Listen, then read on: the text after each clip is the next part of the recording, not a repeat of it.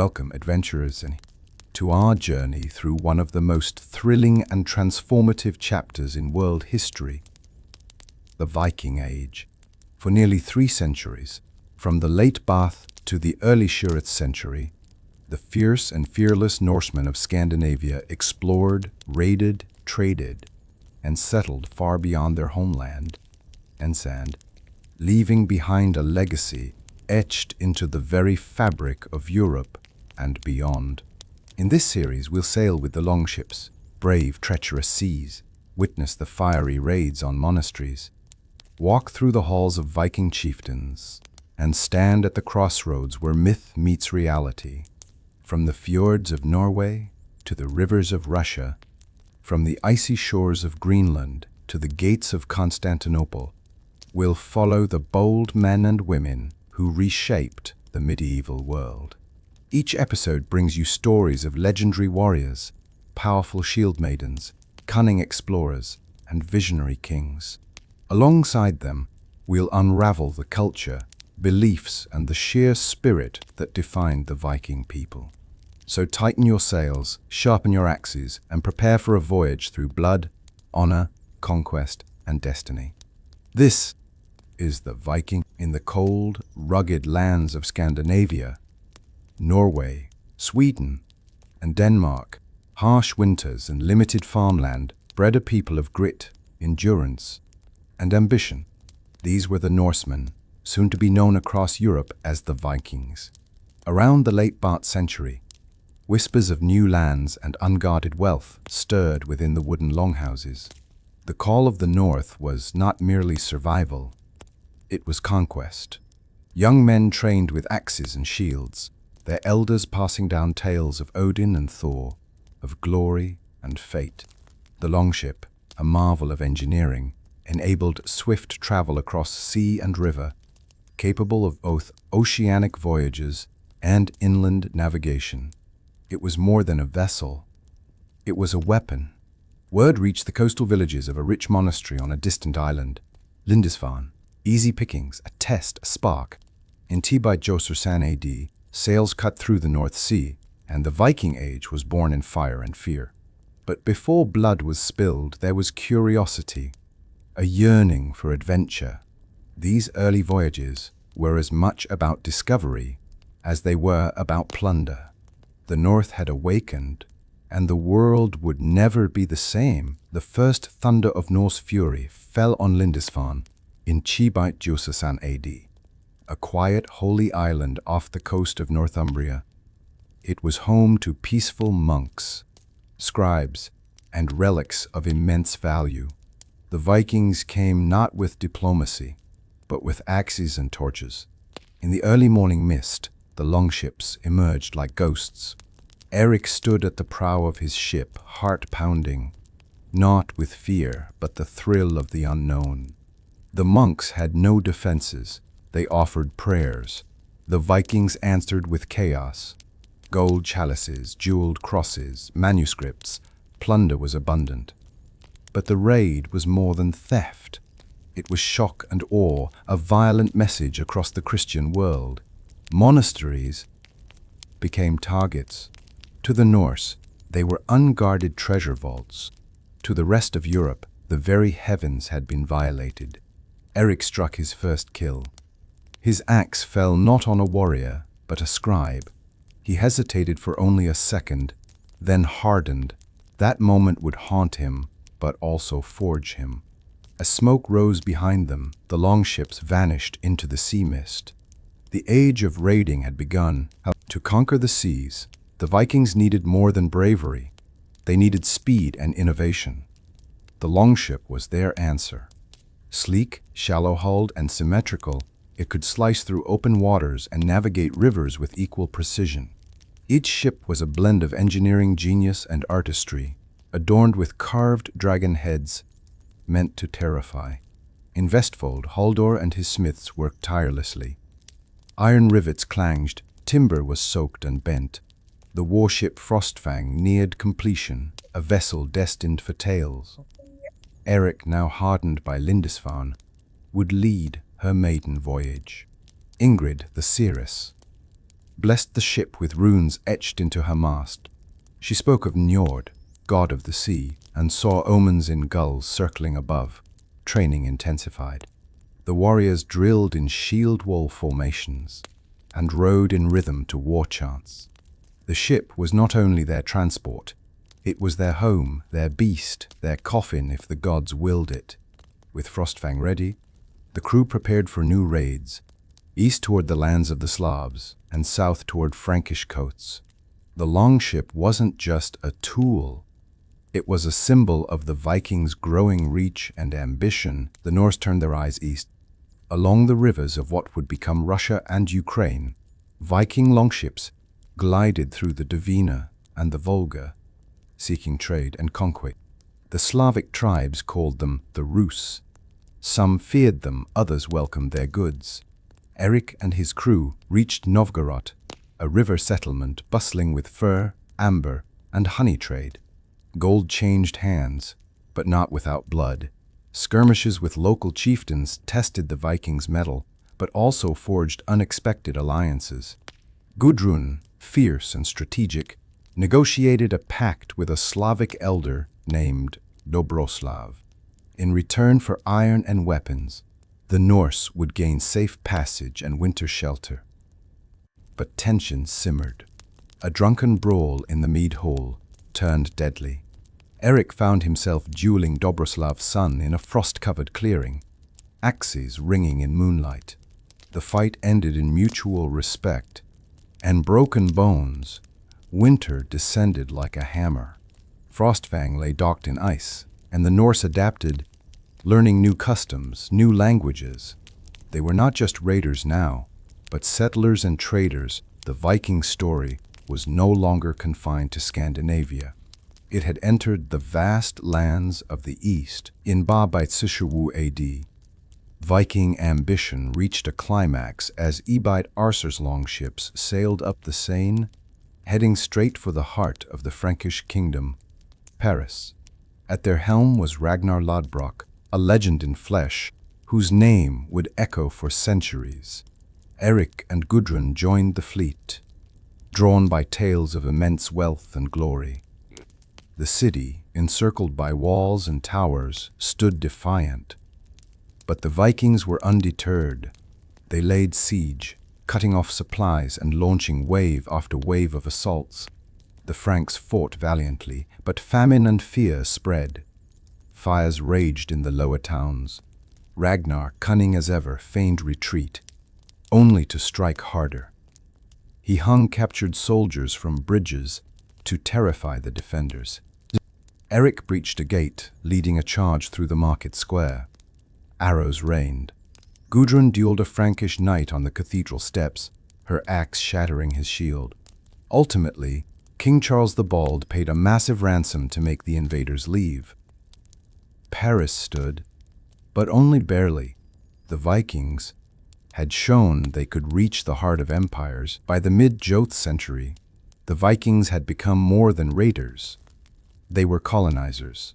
In the Anglo-Saxon lands of England, Norse settlements expanded, leading to the creation of the Danelaw, a region of England under Viking control, where Norse laws, customs, and language flourished. Erik, now a seasoned warrior, followed Guthrum, a Danish warlord, into East Anglia. Unlike previous raids, this time they brought families, livestock, and building tools. Towns like York Jorvik transformed into Viking centers with bustling markets, blacksmiths, and pagan temples. Tensions with the English persisted. King Alfred of Wessex, determined to preserve his kingdom, launched guerrilla attacks. One such ambush caught Erik by surprise. In the marshes of Athelney, he was wounded and barely escaped. Yet, peace negotiations followed. The Treaty of Wedmore was signed. Guthrum converted to Christianity, politics masked as faith, and the Danelaw was legitimized. Gudrun established a school for Norse children to learn both runes and Latin. Life was changing. The sword gave way briefly to the plough. Jorvik, modern-day York, became the crown jewel of Viking England. The city buzzed with trade, politics, and cultural fusion. Markets brimmed with silver, silk, and spices from as far as Byzantium. Norse craftsmanship and Saxon traditions merged. Eric, appointed a captain of the city guard, patrolled its wooden palisades. Peace was fragile. Norse lords vied for power, and Saxon rebels plotted resistance. A new figure emerged, Sigtrygg Silkbeard, a clever Norse leader with both charisma and cruelty. He modernized the city, minted coins with runes and Christian crosses side by side, and balanced diplomacy with threat. Gudrun led efforts to build a temple to Freyja, while Ingrid the seeress returned to offer spiritual guidance. Yet Christianity crept steadily into Viking life. One night, a Saxon revolt erupted. Eric quelled the rebellion, but was left questioning the cost of peace through force. Jorvik was no longer a Viking outpost. It was a Norse-Saxon city, rich, diverse, and politically volatile. Not all Viking warriors were men. The shield maidens, fierce women trained for battle, stood shoulder to shoulder with their male counterparts. Gudrun, already a veteran of Lindisfarne and Paris, now trained a new generation of warrior women. In a forest camp near Hedeby, young recruits learned to wield axe and spear. Among them was Astrid, a farmer's daughter with fury in her heart, after her village was burned by rival Danes. Gudrun taught not just combat, but discipline. Strength without control is fire in a windstorm, she often said. When word came of a Jomsviking warband threatening their lands, Gudrun led her shield maidens to intercept them at a river crossing. Outnumbered but fearless, they used terrain and deception. Astrid struck down the Jomsviking captain with a war cry that echoed through the valley. The victory cemented the shield maidens' place in Viking society, not just as myths, but as warriors, leaders, and legends. Viking religion was deeply rooted in the Norse pantheon. Odin the Allfather, Thor the Thunderer, Freyja the goddess of love and war. But with expansion came encounters with Christianity, leading to inner conflict and transformation. Ingrid stood at the sacred grove near Uppsala, offering blood sacrifices to the gods. Her visions grew darker. She foresaw a split in the Viking soul, half turning to Christ, half clinging to Odin. Eric, once devout in the old ways, now questioned the gods. His brush with death in Athelney had changed him. Gudrun too felt the pull of Christian mercy, but remained faithful to Freyja. Missionaries from Francia entered Norse lands. One, Brother Cedric, debated with Ingrid in the town square. "Your gods demand blood. Mine gives grace," he said. Ingrid warned that abandoning the old ways would bring Ragnarok, not just in myth, but in spirit. Still, conversion spread. Kings saw power in Christian unity. The gods watched in silence as their people changed. As Norse society grew crowded and political tensions rose, many sought freedom in the far west. In by Chishus AD, settlers led by Ingolfur Arnarsson discovered the island of Iceland, a land of lava fields, glaciers, and unspoiled wilderness. Eric and Gudrun joined the second wave of settlers. Their longship battled rough Atlantic storms, but the promise of land and lawless freedom kept spirits high. Upon arrival, they built turf houses and named the land with reverence, Thingvellir, Reykjavik. No kings ruled here. Instead, the Althing, a democratic assembly, formed one of the first parliaments in the world. Ingrid, now old and wise, made the journey too. She declared Iceland a sacred threshold between the realms of gods and men. Here, the old ways would be preserved. At least for now, settlers battled volcanic eruptions, winter starvation, and internal feuds. But Iceland became a haven for those unwilling to bow to Christian crowns or Viking kings. The saga of the North now stretched into a land of mist and magma. In Jubite Bachelor AD, Eric the Red, a bold and exiled Norseman, set sail from Iceland in search of new land. What he found was Greenland, harsh, icy, and vast. To attract settlers, he named it enticingly, though the land was more frost than field. Eric Cool Warrior and Gudrun joined the expedition. The journey was treacherous, navigating through floating icebergs and bone-freezing winds. Several ships turned back. Those who remained were tested by nature itself. They established 2 settlements, eastern and western. Halls were carved into rock, livestock herded in valleys, and life, though sparse, took root.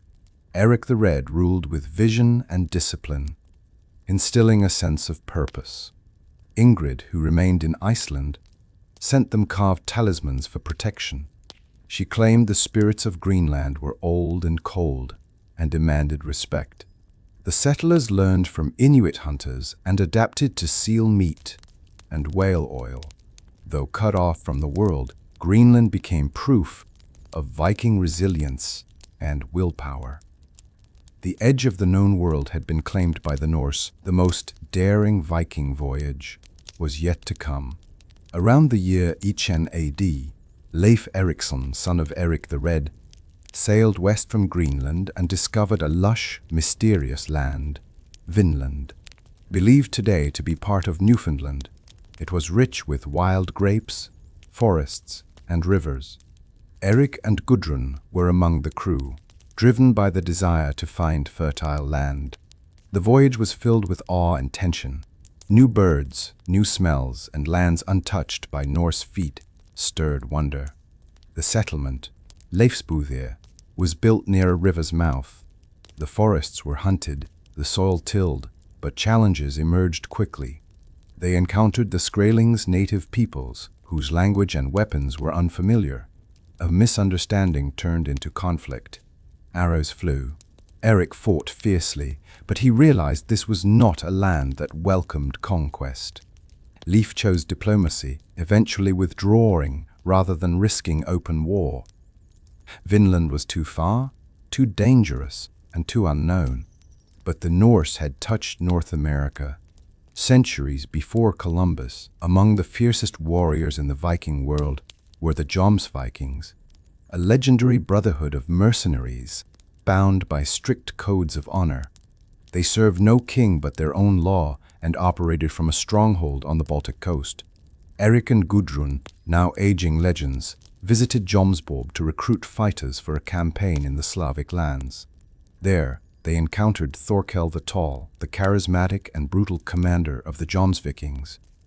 Jomsviking life was harsh. No fear was tolerated. Cowards were cast out. Warriors trained from dawn to dusk. Eric sparred with a youth named Bjarki, whose raw talent rivaled his own. Gudrun, wary of the cult-like discipline, questioned their loyalty. But when a Jomsviking broke the code by fleeing a challenge, Thorkel executed him without hesitation. Eric left with warriors, but also doubts. Brotherhood without mercy was strength, yes, but at what cost? While Viking men sailed and raided, Norse women shaped society from within. They were farmers, merchants, priestesses, and sometimes warriors. In Iceland and Norway, women held legal rights rare in the medieval world. They could inherit land, divorce, and lead households. Gudrun, now a matron of renown, presided over a thing, a local assembly, where disputes were settled. She ruled with wisdom and fairness, respected even by chieftains. Astrid, her former pupil, had become a famed shield maiden.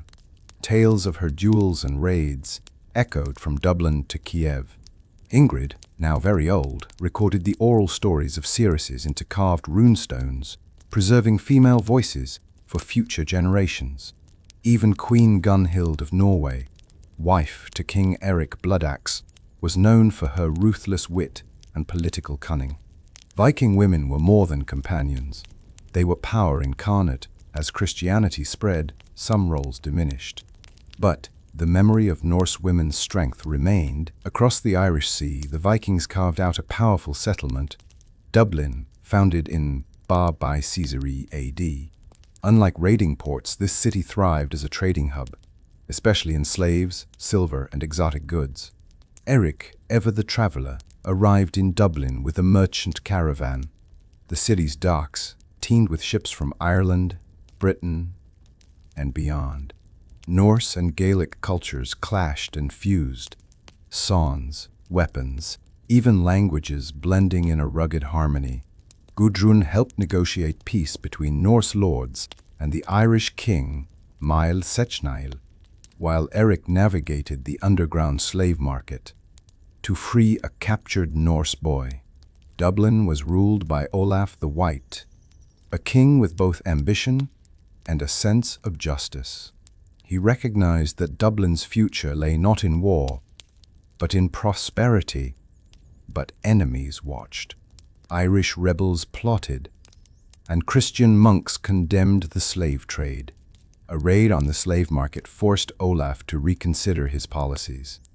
So, the Norse in Dublin had come far from raiders. They were now kings, traders, and rulers in foreign lands, far from the icy fjords. Viking warriors found themselves in the heart of one of the world's richest empires, Byzantium. In Constantinople, Norse mercenaries were welcomed as the elite Varangian Guard, personal bodyguards to the emperor.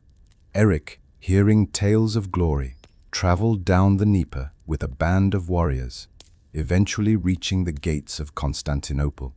There he swore an oath to Emperor Basil II and joined the ranks of the Guard. Their axes gleamed in the eastern sun, and their presence struck fear into the emperor's enemies. Eric, now a commander, wore eastern silks but kept his old runes close. Gudrun remained in the north, corresponding with Eric through merchants. She worried the luxuries of the east might dull his instincts. In one brutal campaign in Anatolia, Eric led a charge that saved the emperor's life. Though richly rewarded, he yearned for home. The Varangian Guard represented the Viking spirit abroad, adaptable, fearless, and always hungry for honor. The Norse had not just raided Eastern Europe, they helped build it. In the Goth century, the Rus, Norsemen who settled along rivers like the Dnieper and Volga, laid the foundations of what would become Russia and Ukraine. Eric traveled to Kiev, now a bustling Norse-Slavic trade center, under Prince Oleg, a Norse warlord who ruled with calculated brilliance. The city buzzed with merchants from Constantinople, the steppes, and the Baltic. Eric witnessed the law codes written, fortresses built, and alliances forged through both marriage and war. Slavic, Norse, and Turkic cultures intertwined. Gudrun arrived to share in this fusion. She met with Slavic wise women, exchanging rituals and herbs. Ingrid's scrolls were translated into Old East Slavic. Prince Oleg led a campaign south, nailing his shield to the gates of Constantinople in defiance. The Ruses were not just Norse, they were becoming something new. The Viking spirit lived on, shaping nations that would endure long after the Longships were gone. In the early 7th century, Viking ambitions turned once again toward England.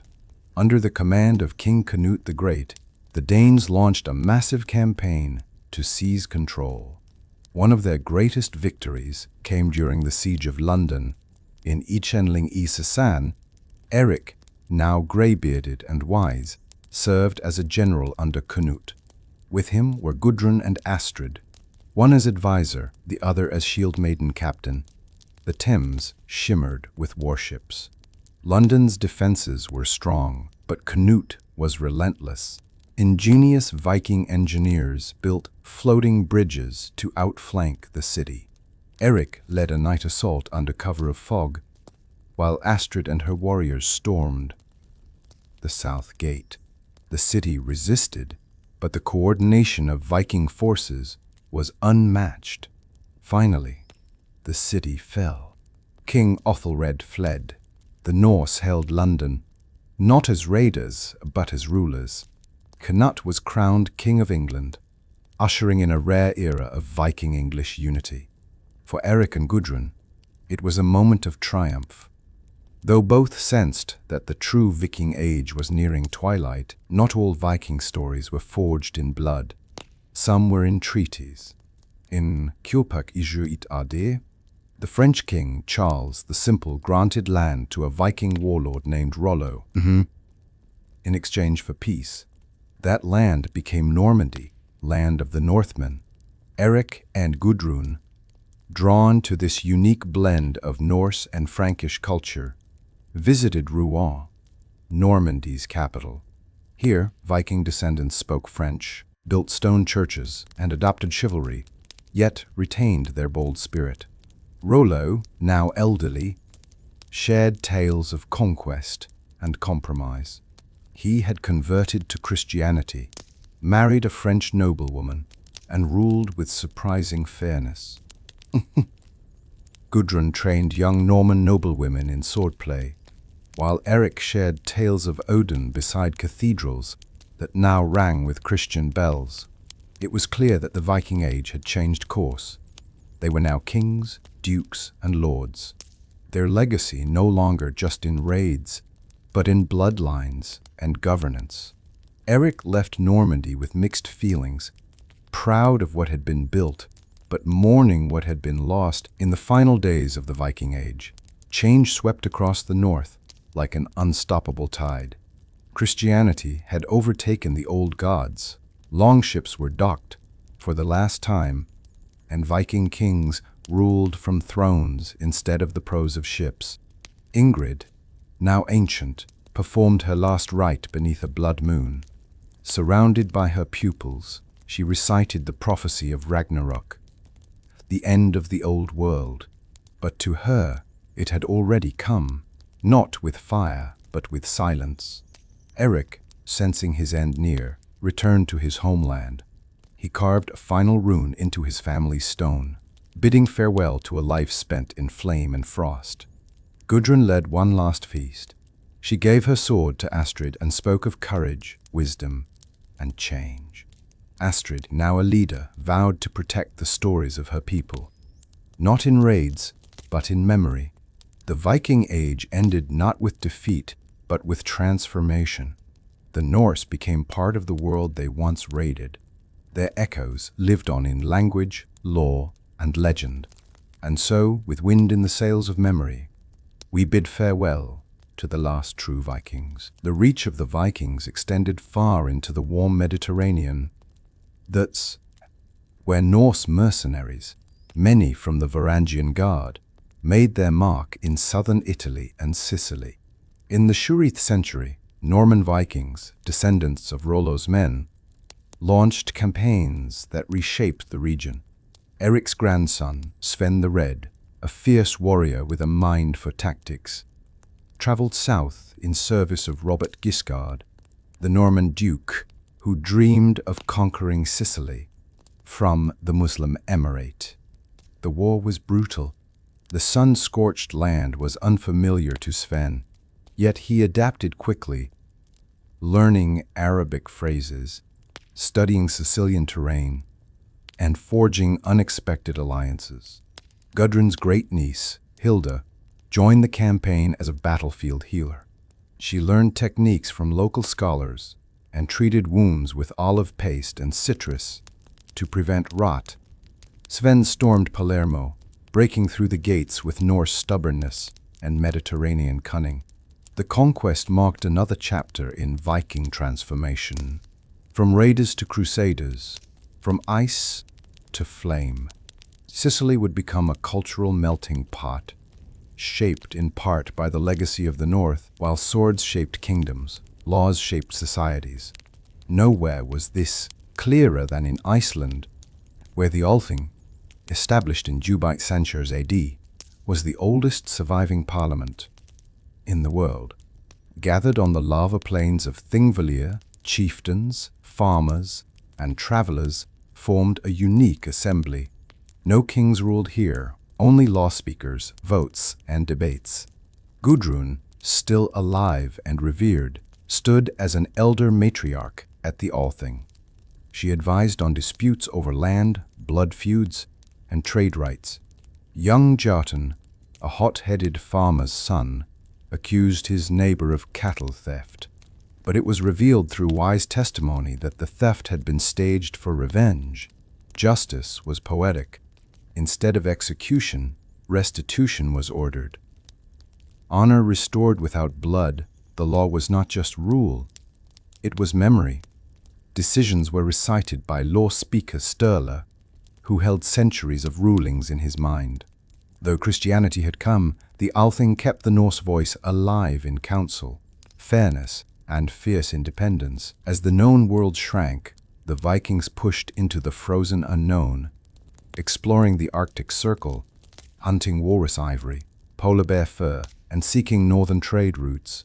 Eric's descendant, Bjorn Ice Eye, led a voyage north from Greenland in pursuit of a rumored land beyond the ice. His ship, Snowfang, was reinforced with whale bones and fur-lined shields. Blizzards battered the voyage. Days passed in darkness. Yet the aurora danced overhead, and strange birds circled their sails.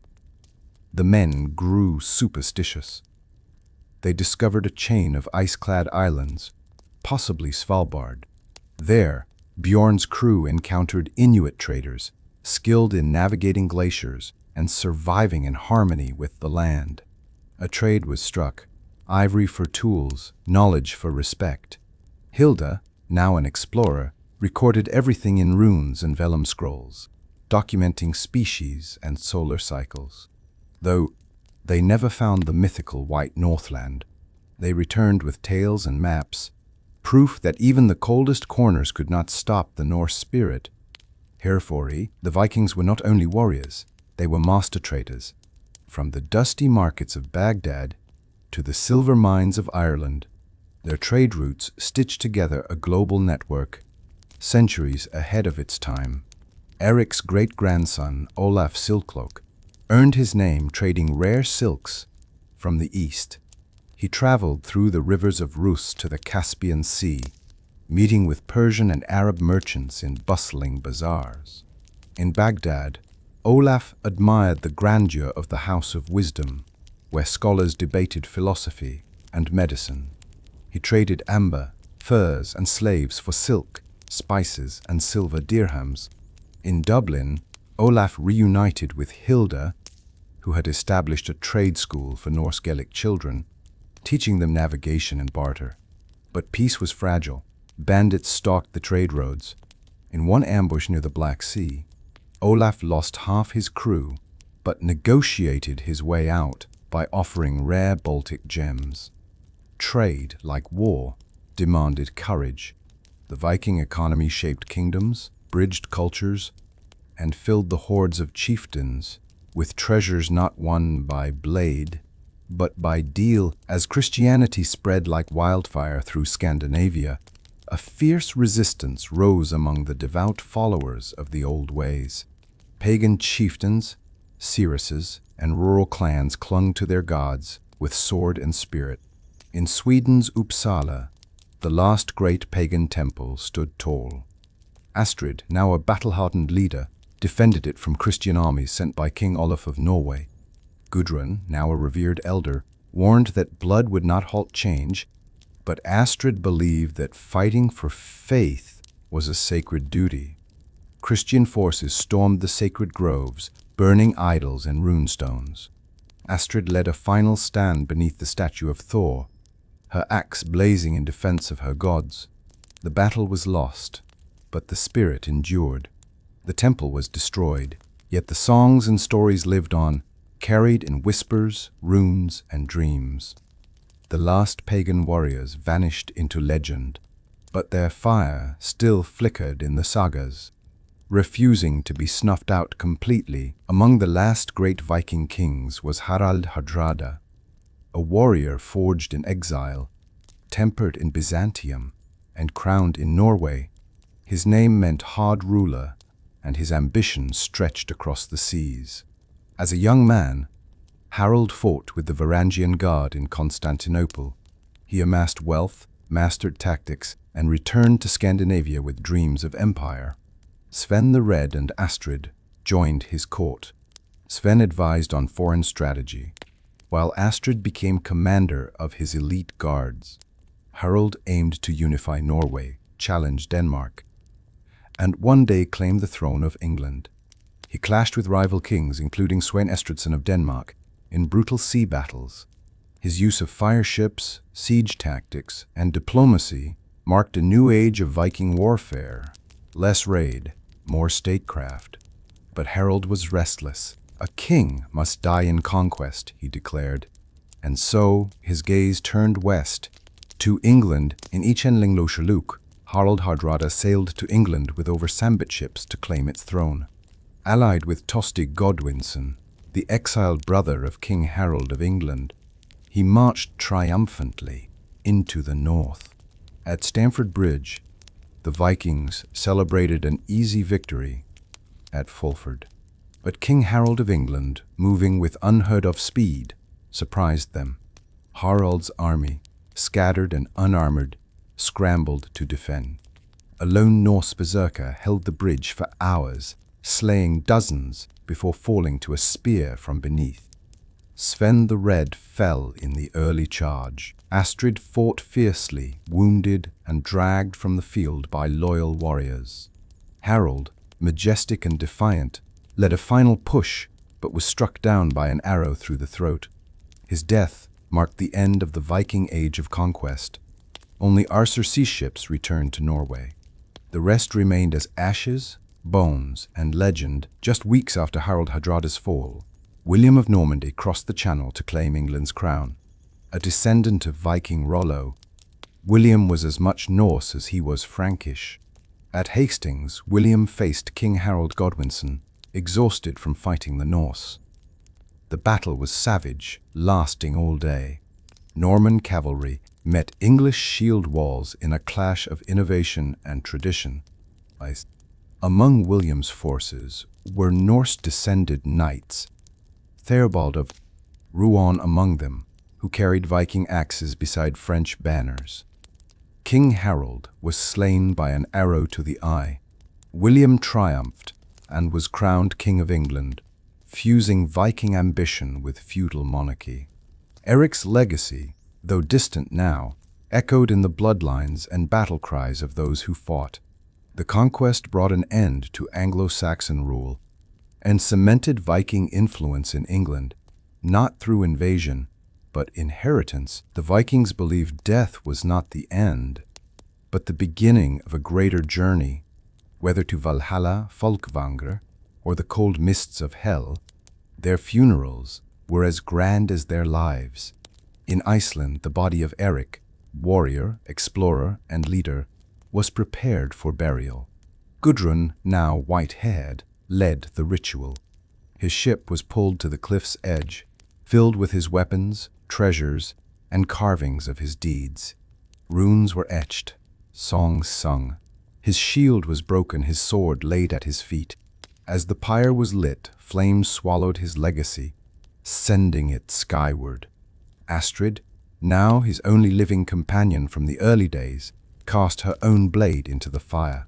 "We sail separately now," she whispered. Ingrid's descendants lit torches across distant lands. Even in Dublin, Rus, and Normandy, word spread. Eric the far-travelled had returned to the gods. The Viking soul lives on in every saga, every stone, every northern star. The Viking Age officially ended with Harald Hardrada's death and William's conquest of England. But its legacy endured, not as ashes, but as foundation. In law, language, and landscape, the Norse left their mark. Cities like Dublin, York, and Kiev bore Viking roots. The Norse gods faded, but stories of Thor, Odin, and Freyja lived in tales and stars. Gudrun, the last of the saga's elders, spent her final years teaching at a hilltop school in Iceland. She trained children not in war, but in memory. "We are not gone," she said, we became the world. Astrid founded a society of skalds and historians. They preserved sagas, preserved honor, and traveled to every former Viking land to gather artifacts and songs. Hilda sailed once more to Vinland, carrying only scrolls, seeds, and peace. And so the Viking Age passed, not as a chapter closed, but as a heartbeat within history itself.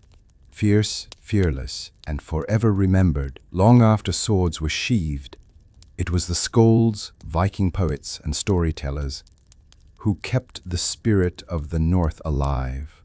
In smoky longhouses and windswept camps, they wove verses of war, honor, love, and loss, preserving Norse memory. Astrid, now matriarch of the Skaldic Society, trained a new generation of poets. She taught them not just rhythm and rhyme, but the weight of truth behind each tale. You don't just tell history, she'd say. You bind it. Young Eyvind, her most gifted student, traveled from Iceland to Sweden, collecting lost verses and carving runes into oak and bone. His poems blended old myths with recent legends of Harald, Eric, Gudrun. But skalds faced danger.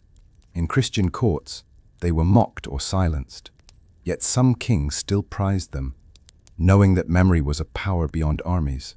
Astrid died with her harp at her side, her saga complete. Eyvind performed her final verse, beneath northern lights. The age of the Viking may have ended, but the age of story had just begun. Behind every Viking warrior stood a blacksmith, crafting swords, axes, armor, and runes that outlived their wielders. These masters of fire and forge shaped the backbone of Norse civilization. Thrythamord, grandson of Halldor the blacksmith, worked in Iceland beneath volcanic cliffs. His forge echoed with ringing steel, blending traditional ironwork with new techniques from Arabia and Byzantium. Gudrun's descendants brought requests for ceremonial weapons, not for war, but for memory. Each blade bore the name of a fallen ancestor, etched in elder Futhark. When a volcanic tremor threatened the village, Thormod used smithing knowledge to construct supports and lead repairs. Blacksmiths were not merely craftsmen, they were engineers, healers, and spiritual guides. He forged the final ceremonial sword, Saga's edge, meant not for blood, but to be laid in the hall of memory. There, under candles and stone, it would gleam as proof of a people who lived through iron and fire. Magic was never far from the Viking world. It lived in the runes, symbols of power, protection, prophecy. To carve a rune was to whisper into the fabric of fate. Svala, great-granddaughter of Ingrid, was the last rune mistress of her line. Trained in both Norse Sather and Christian scriptoria, she walked between two worlds, one of gods, the other of saints. In Iceland's hidden groves, she etched charms onto stones, cast lots of bone, and counseled chieftains. Her most powerful creation was the runestone of echoes, which contained the names and deeds of her ancestors, including Ingrid, Eric, and Gudrun. When King Magnus attempted to outlaw runes, fearing their pagan power, Svala stood before him, not with sword but with a scroll. She read aloud the fate of his bloodline and warned of forgetfulness. He relented. The runes would be allowed, not as spells, but as history. Svala's runestone remains, weathered but legible, standing still among moss and mist. The last spell was remembrance. Even amid war and hardship, the Vikings knew how to celebrate. Festivals like Yule, Thingtide, and Harvest Fire were moments of joy, community, and reverence.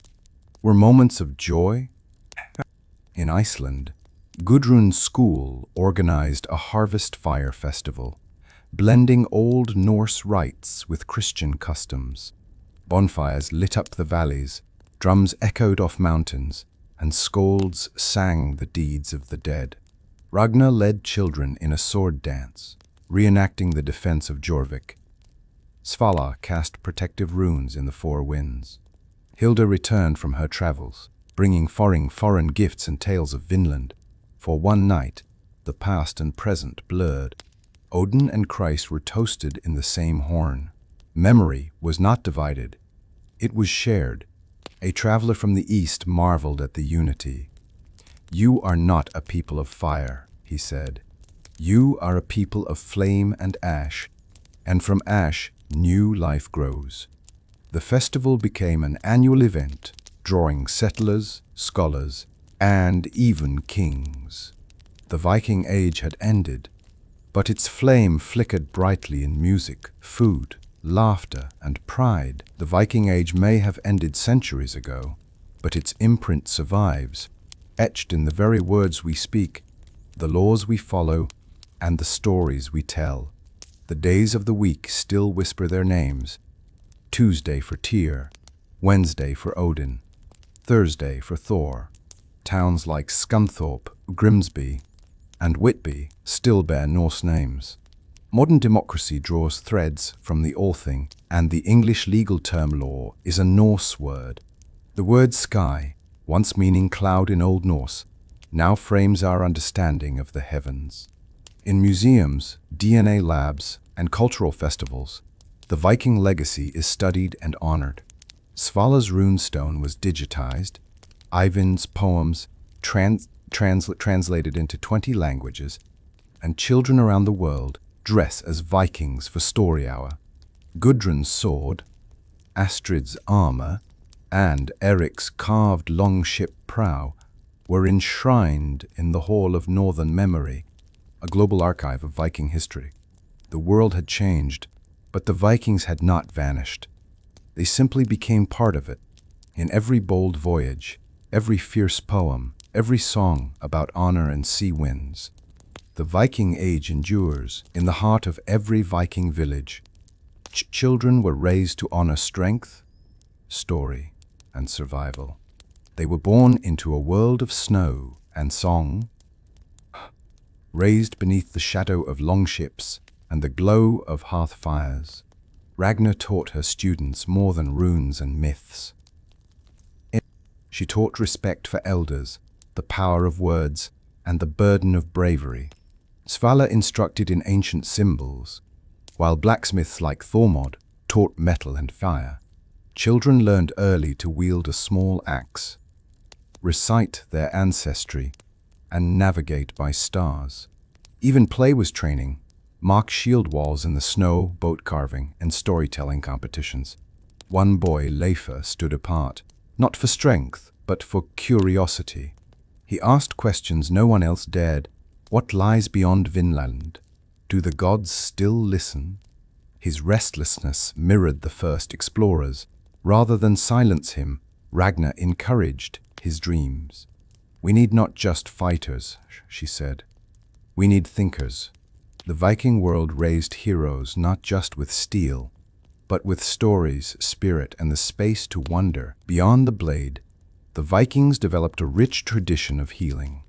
They understood the forest's wisdom, the mountain's medicine, and the healing power of chance, water, and will. Hilda, seasoned by decades of war and travel, became a renowned healer. Her satchel carried dried moss, bark, honey, and ash. She treated wounds with birch salves, soothed fevers with willow tea, and sang low songs to help with childbirth. She passed her knowledge to Brynja, a promising young apprentice who combined Norse herbalism with Arabic techniques learned from travelers. Together, they treated plague, battle trauma, and even depression, called soul frost.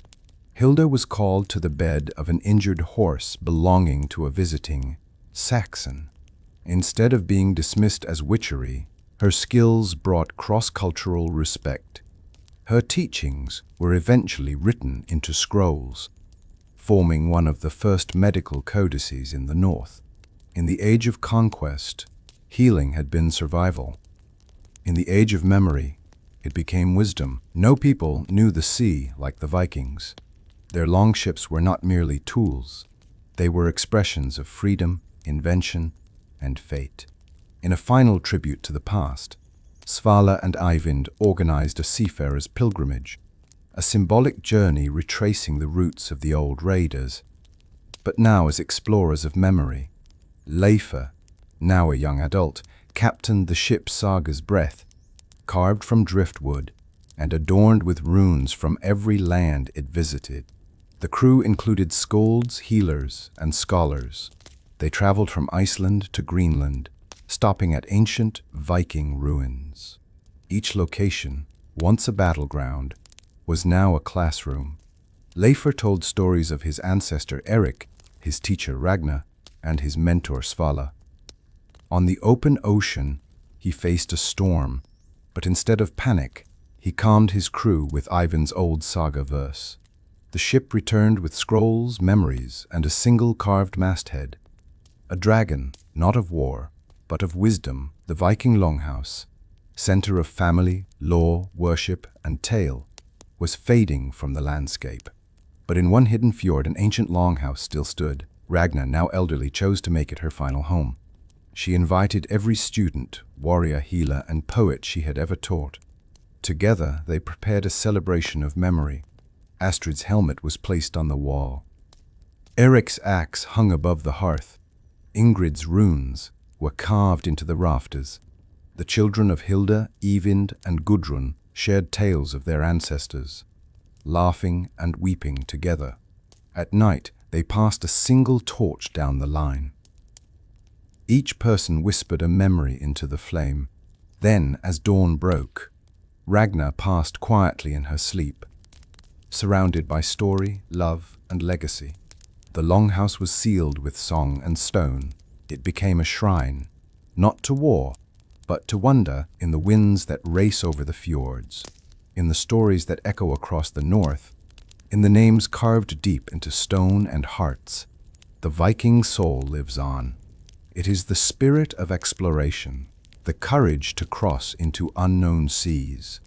It is the love of saga, where a story becomes a sword and a memory becomes a map.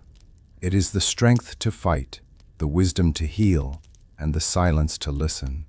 The Viking Age was not just raiding, it was settling, learning, adapting. It was blending with Saxon and Slav, traveling to Byzantium and Baghdad, teaching children with runes and reason. The soul of a Viking sails still, not on longships, but in classrooms, libraries, and homes. It sings in lullabies. It marches in reenactments. It stirs in those who stand for honor, community, and legacy. So, when you light a fire, when you tell a story, when you chart a course unknown, remember, you carry the Viking soul, and the story never truly